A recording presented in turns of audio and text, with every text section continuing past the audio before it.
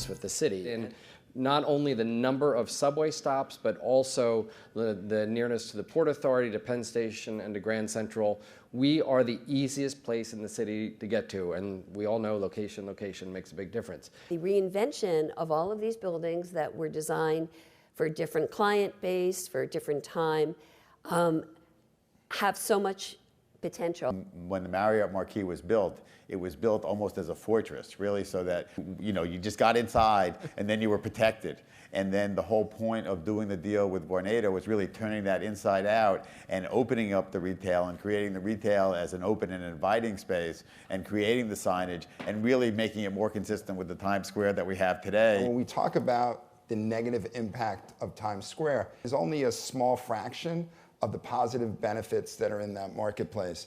And so when we looked at this subway transportation, we looked at the connectivity to Port Authority and Grand Central and Penn Station, and the vacancy rate on the residential developments, it's less than 2%.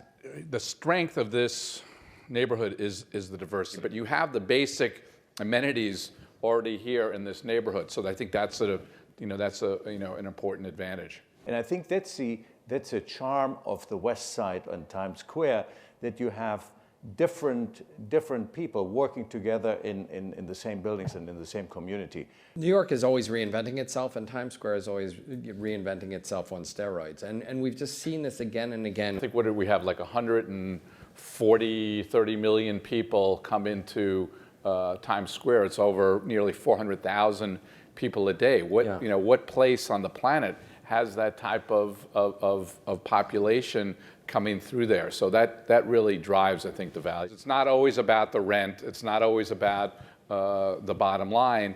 It's about quality and integrity and really sending the right message.